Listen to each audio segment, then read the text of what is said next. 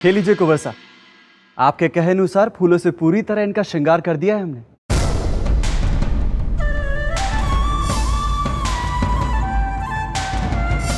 मैंने? हाँ, याद आया, मैंने ही तो एक गुड्डा दिया था आपको।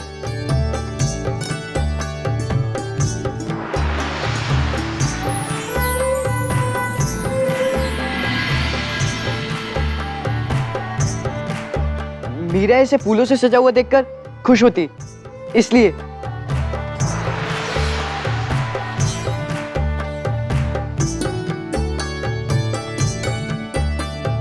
लो मीरा।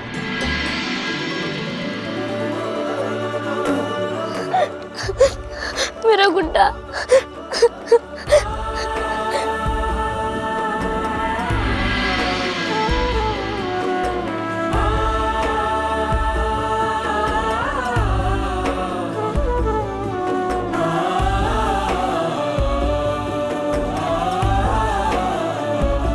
मैंने सोचा था कि ठाकुर जी का श्रृंगार अपने हाथों से करूंगा,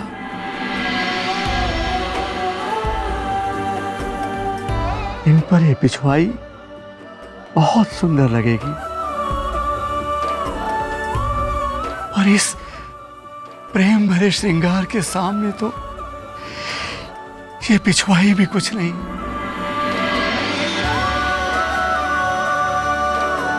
बहुत सुंदर लग रहा है तुम्हारा गुड्डा।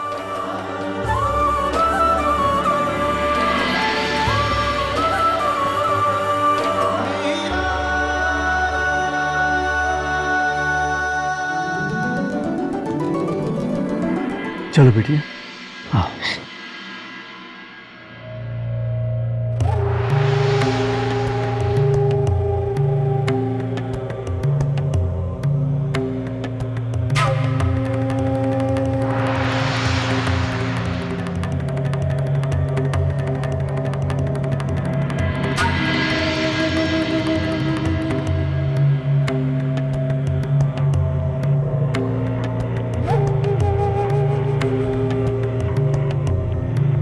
ये मूर्ति इस मालिक के पास कैसे आई थी माँ?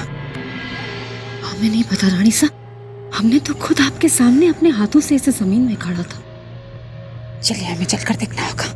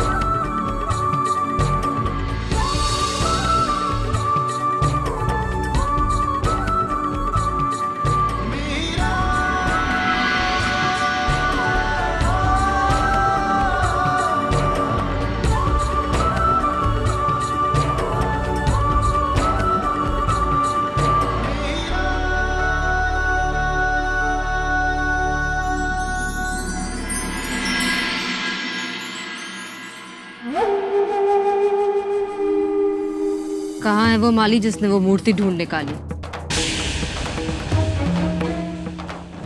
कहाँ है वो? आप किसकी बात कर रहे हैं? वही माली जिसने पहले मूर्ति चोरी की और बाद में पकड़े जाने के डर से लौटा दी। हम में से कोई नहीं आया था।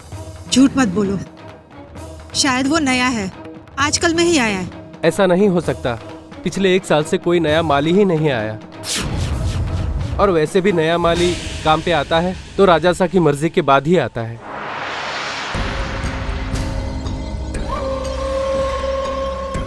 तो फिर वो कौन था? तुम सब जाओ।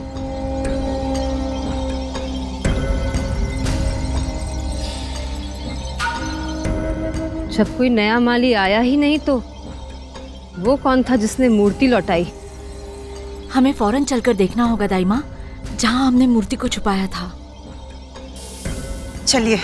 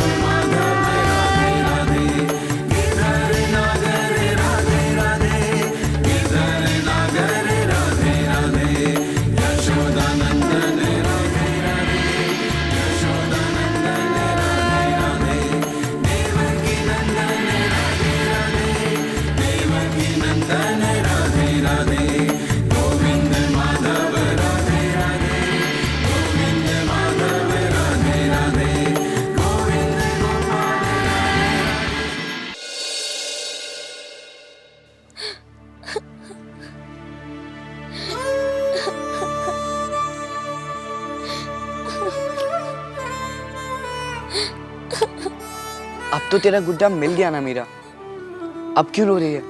मैं अपने गुड्डे के लिए नहीं रो रही हूँ। फिर क्यों रो रही है? मैंने आप पर विश्वास नहीं किया, आपको बुरा भला कह दिया, इसलिए मुझे रोना आ रहा है। मुझे ऐसा कहना नहीं चाहिए था आपको। आप हमारे बड़े भाई सा हैं, मुझसे इतना प्यार करते हैं, मैंने ऐसे कैसे कह दिया आपको? मीरा, पता है बापूसा कहते हैं हमें उस पे सबसे ज्यादा गुस्सा आता है जिस पर हम सबसे ज्यादा विश्वास करते हैं और जिससे हम सबसे ज्यादा प्यार करते हैं। अरे तुझे मुझ पे गुस्सा होने का पूरा अधिकार है, तू मेरी छोटी बहन है मीरा। मतलब मुझसे नाराज नहीं हो? अरे नहीं मीरा, मगर हाँ, अगर अब तू रोना बंद करके हंसेगी नहीं तो मैं जरूर नाराज हो जाऊंगा।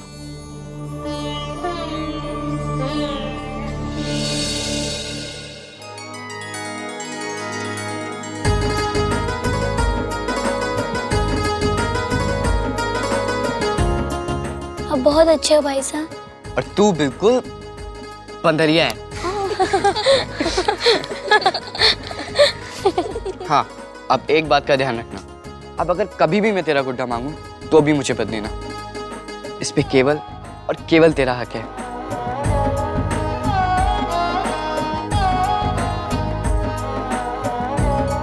मगर मुझे एक बात समझ नहीं आई कि मैंने माली को गुड्डा दिया कब?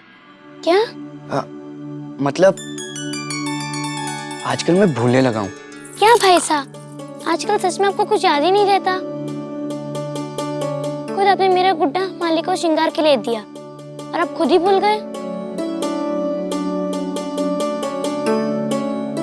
बादाम का हलवा बनवा कर खिलाऊंगी मैं अपने भाई साहब को, ताकि आप कुछ ना भूलो।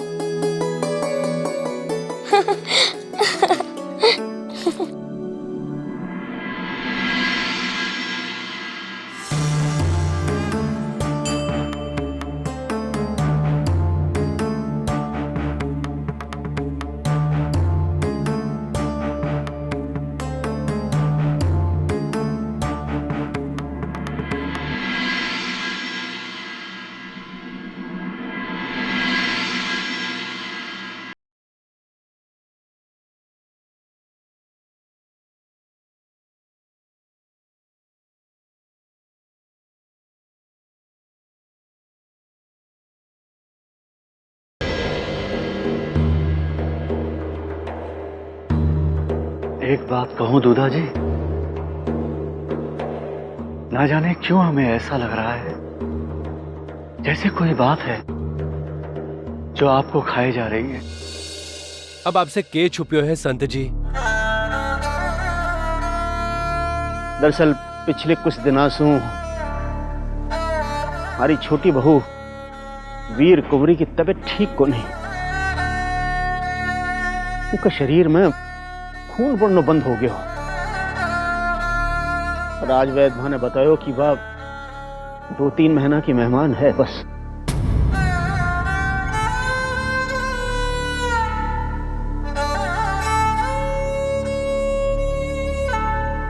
हम समझ सकते हैं रतन साहब, आप पर क्या बीत रही होगी,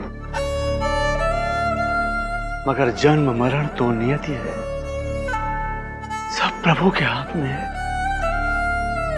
जन्म और मृत्यु ही तो हमें अनुभव कराते हैं कि हम सब केवल उसके हाथ की कठपुतलियां हैं,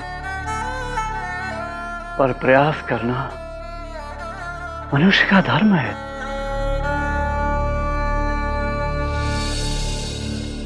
हम आपको एक राह बताते हैं, ईश्वर करे उससे आपको लक्ष्य मिल जाए।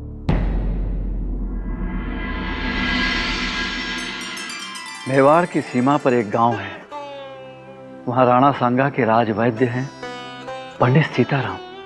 कहते हैं बड़ा ही चमत्कार है उनके हाथों में। कईयों को तो मृत्यु शैया से वापस खींच कर लाए हैं वो। अगर मेरी बात माने तो आपको उनसे एक बार सलाह कर लेनी चाहिए। उन्हें यहां बुलवाकर वीर कुंवरी की जांच करानी चाहिए। आप नहीं जानते हैं संत जी, ये बात बताकर आपने हम पर कितना बड़ा उपकार किया है। बेटा रतन, थे एकदम ठीक बोलो हो। संत जी ने मन एक आस बंधाई है।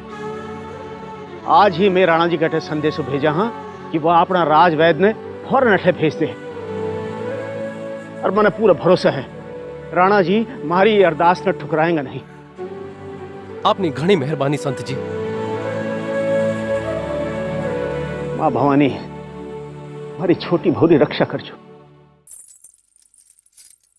मीरा, अपने गुड्डे को संवारने के चक्कर में तुझे तो खाने की फुर्सत ही नहीं है, इसलिए मैं तेरा खाना यहाँ ले आई। चल अब ये खेल छोड़ और जल्दी से खा ले।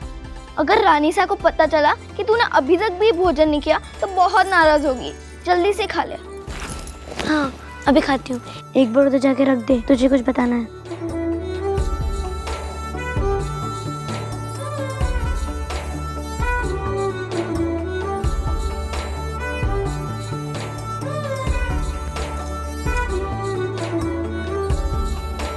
क्या है? अरे बैठ तो।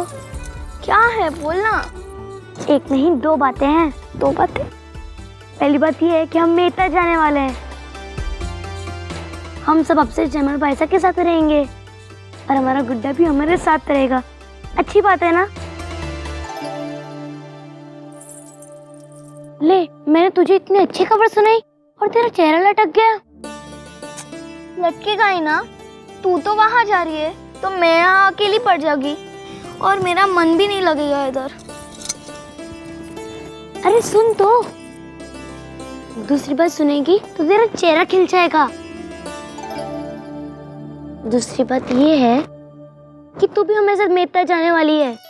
मैं और मेटा? तो मैं कैसे आ सकती हूँ अगर मेरे बाबू साहब मुझे मेटा नहीं भेजे तो?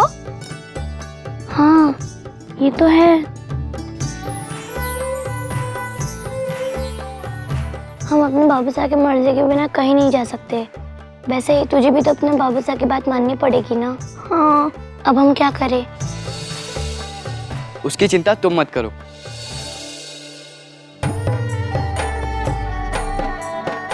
तुम्हारे बाबू साहब से काकू साहब ने मेटा जाने की बात कर ली है और उन्होंने हाँ भी कह दिया है। सच्ची? उन्हें तुम्हारे ब्याह की चिंता हो रही थी, पर काकू साहब ने उन्हें वचन दिया है कि तुम्हारी शादी मेड़ता से ही कराएंगे।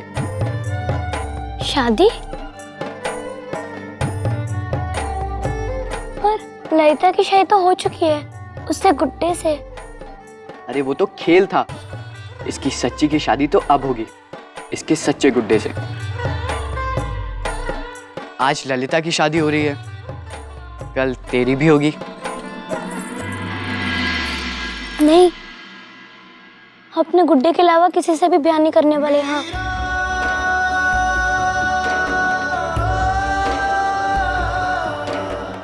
सारे किए किराए पर पानी फेर दिया संत जी ने।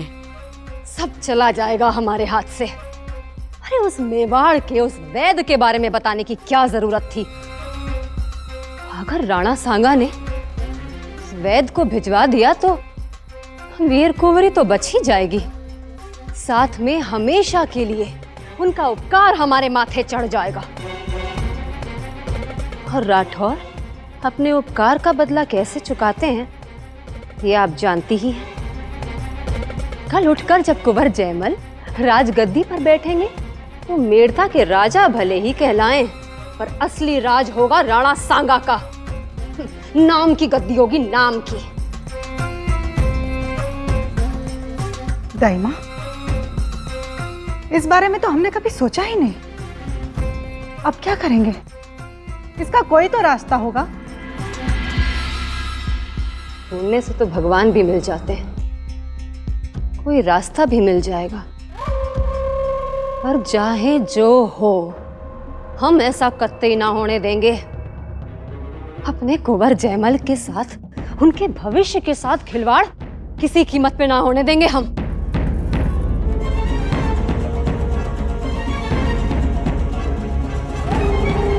राणा सांगा तो मदद तब भेजेंगे ना जब उन तक ये संदेशा पहुंचेगा। क्या मतलब है दाइमा? आप क्या करने की सोच रही हैं? ये आप नहीं समझोगी रानी साहब।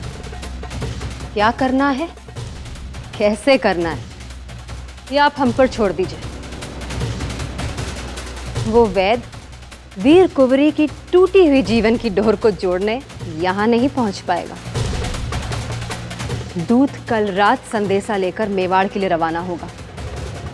हमें उससे पहले ये संदेशा बदल देना है। राणा सांगा को संदेशा तो मिलेगा, मगर वो नहीं जो दूदाजी भेजना चाहते थे। अब हम देखते हैं वीर कुंवरी को बचाने कौन सा वैद आता है।